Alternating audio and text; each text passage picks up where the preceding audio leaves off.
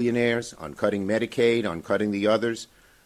The American people are seeing how bad Trump is. Tariffs is a good part of it, and they are not supporting people like Elon Musk and those who support Donald Trump. Tim. Thank you to Leader Schumer for being a great partner in this effort. And here we are. It's an unusual procedure. There are not many things where even one senator can file a motion that will be guaranteed a floor vote. But the crafters of this legislation, the International Emergencies Act, believed that while a president might need to declare an emergency, that should not go unchallenged if members of Congress felt like, hold on a second, let's get this right. No one is denying that there's a fentanyl challenge in the United States, a huge challenge. We've all seen it in all of our states, And that is why this is not an action to undo the Mexico tariffs or undo the China tariffs. You might argue about whether the emergency is one that where tariffs is the right answer, but clearly the fentanyl trade is being heavily driven through Mexico or precursor chemicals from China. But Canadian tariffs are not the answer to the solution because the fentanyl problem is not primarily a Canadian problem. There's an article that's out in the Globe and Mail today that digs into the disparities, 21,000 pounds of fentanyl seized from Mexico coming across the border last year.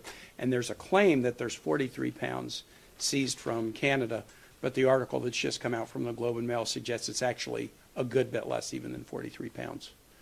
Is there work that we should and need to do together on fentanyl? Of course, Chuck led us to pass the halt fentanyl bill in the Senate just 2 weeks ago, and there's more we can do.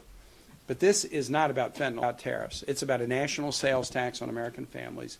Trump's ex-baker that I have in Virginia, April is her name. She owns a bakery. Some of you might know this place. It's called Mom's Apple Pie. Now, is this a good thing for a speech in the Senate recording studio? Mom's Apple Pie Bakery. April owns it. 3 locations: Loudon, Purcellville, Occoquan.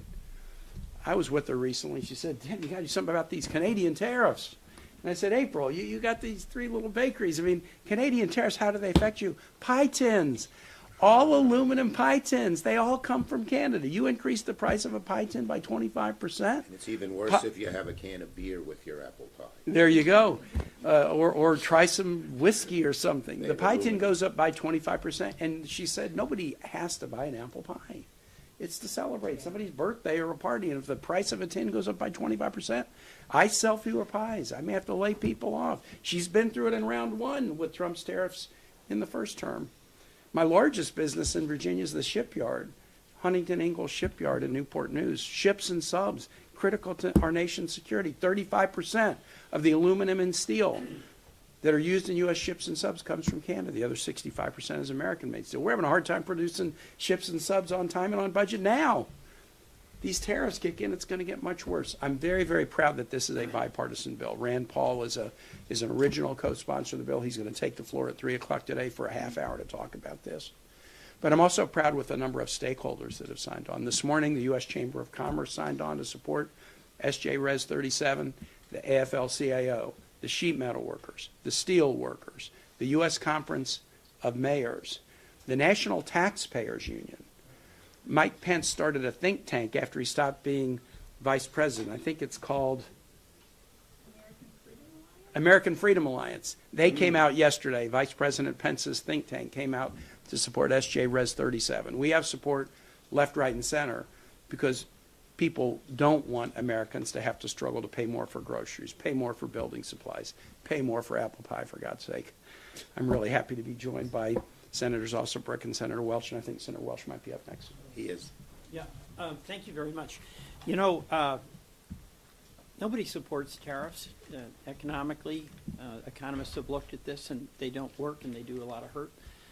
So what we have with the Trump policy here is essentially a faith-based economic plan. There's no evidence that it works. There's overwhelming evidence that it fails. And the American people are going to get a history lesson starting very soon about Smoot-Hawley, 2 names that don't immediately come to mind. But it was just before the recession that the U.S. had the highest tariffs in our history. And those tariffs were put in place by the president who got it wrong and thought this would help us. Well, it helped us usher in the Great Depression. And since then, presidents on both sides of the aisle have steered clear of these trade war tariffs until President Trump. Now, second, we have an affordability crisis in this country. Working families are struggling to pay their bills. And just in Vermont, to make it very concrete, we get a lot of our electricity from Canada. We get a lot of our gasoline in the northern part of Vermont from Canada. We get our home heating fuel from Canada. And those bills for folks are going to go up immediately. Home heating fuel, gasoline, electricity. Why in the world would we do that? The other thing is that Canada's our friend. It's not China. And along the border, where we have decades and decades of mutual respect, we're starting to change that into distrust. And a confident country treats its allies with respect. And these tariffs are going to do direct and immediate economic harm to everyday Vermont families and farmers, maple sugar producers. But it's also going to start eroding the trust that is the benefit of good relations over time. Why in the world would President Trump want to be Smoot-Hawley? That's what he's embracing. Totally bad, totally wrong, doomed, and the only question is how much pain will he inflict on everyday Vermonters before he comes to his senses and withdraws this tariff policy. Thank you. Senator Also Brooks. Thank you. I want to thank Leader Schumer and Senators Kaine and Welch for being here today. You know, President Trump has dubbed today Liberation Day.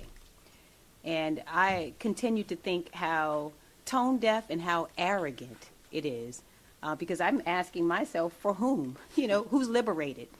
And I think that Elon Musk. Yeah, I think the reality of it is that middle class and hardworking families like the one I grew up in, I regard myself in so many ways as having grown up in a blue-collar family. A father who was a car salesman, a mother who's a receptionist, and the fact of the matter is the people who are being liberated are the billionaires. None of his policies, including these tariffs, anticipate any relief for hardworking and middle-class families.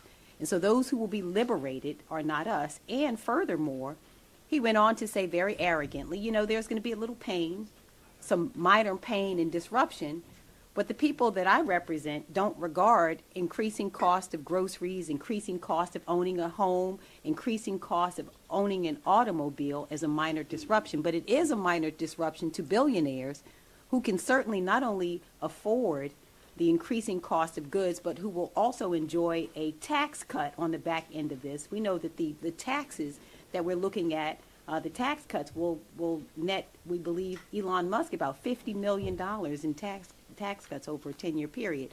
So the cynical nature of these tariffs is really, really very disturbing. And so I have, my first bill is a Tariff Transparency Act. That has been filed. I'm going to go to the floor today and ask for a unanimous consent on. And if it is in fact the case that these tariffs are a minor disruption and this is Liberation Day, we're simply asking this administration and my colleagues on the other side of the aisle to prove it, to be transparent with the American people, to tell us the cost of these tariffs. And I can tell you, I've met in my state with people from every corner of the state. Just a couple of weeks ago, had the opportunity to sit down with farmers. Some were poultry farmers. I met with business owners, and many of them feel betrayed by this administration. The farmers who said, you know what, now not only the retaliatory tariffs will cost so much money. Some were selling chicken parts to other countries, and they've said to me, you know, this is going to cost us money. And they did not anticipate that they would see actions that harm them as well. And so I want them to prove to us, who does it benefit? That's a question that I think is a fair question, is when he says a little pain, who does he mean? Who should sustain the pain? And I would say it absolutely should not be the middle class and hardworking families of this country who pay for the tax cuts for his billionaire friends and who suffer beneath these tariffs. And so we say, again, if it's a minor disruption And this is Liberation Day. We just simply want to know who should be liberated. And I think that the Transparency Act will show us that. We'll take questions on this subject. This subject. Yes. Quick question. About 3 weeks ago, you said that as Trump becomes more unpopular, that Republicans will wake up and they will start to break from him. Do you think the fact that Republicans are joining Senator Kane's resolution on this shows that Republicans are waking Well, look, up? the number one factor in terms of Trump's unpopularity is the American people. And he is becoming less and less popular, particularly on issues like this, on the economy. His numbers are underwater rather significantly, depending on which poll you do. And once the American people say, I don't want to embrace somebody, I don't want to vote for somebody, I don't want to support somebody who embraces Trump's policies, things begin to change. But public sentiment is everything, and we are letting the public know in every way we can, fighting every day on how bad the Trump policies are for them.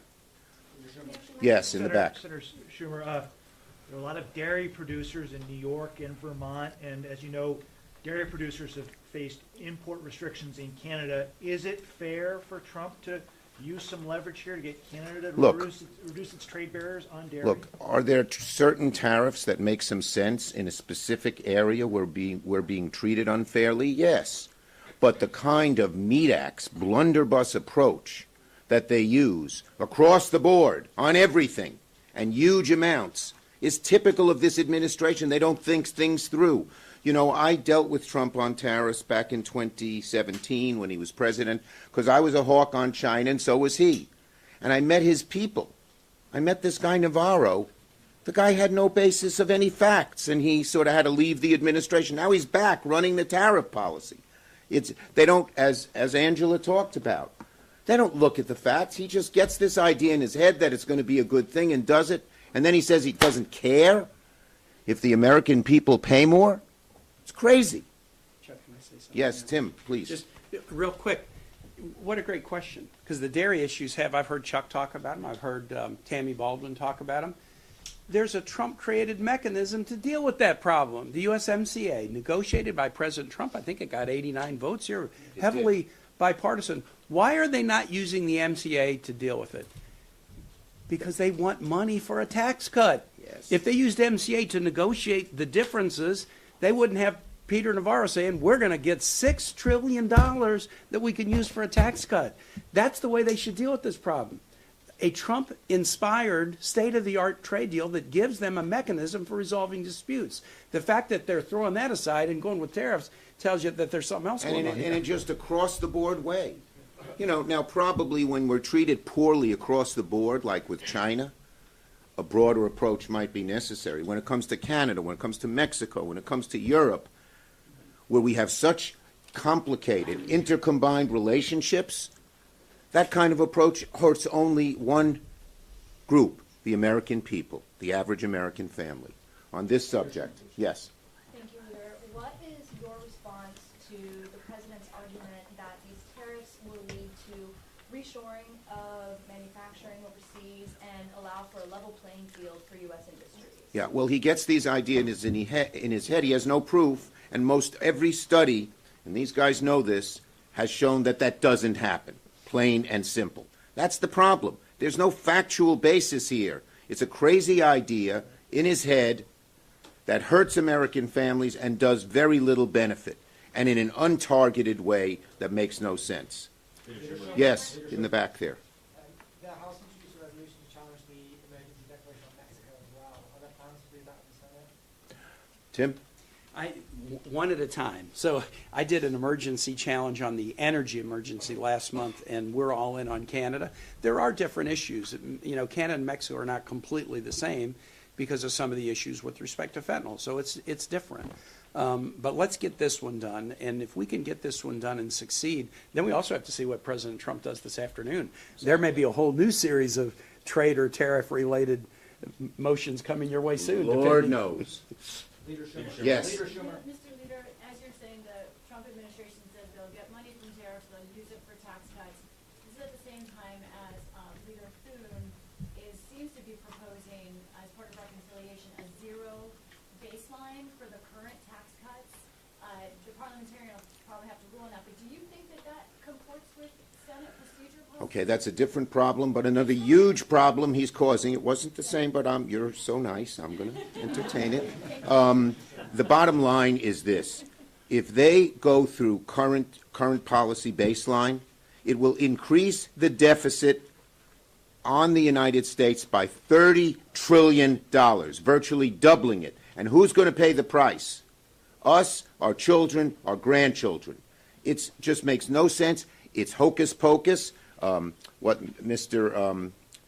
Chip Roy, looking for the beard, Chip Roy called it fairy dust. It's a scam. It's a scam to allow them to get more tax cuts for the wealthy. And it's going to hurt the rest of us. Thank you, everybody. Leader Schumer, on Wisconsin, do you think Elon Musk should keep playing in these races? Senator Kane, you have any more besides the four Thanks, the other Republicans? There are a number that are still thinking that haven't played, so there's a little bit of drama today. Do you think it'll be higher? There's more, you're saying that, can we ask, No, because it's just, there's others who haven't declared it.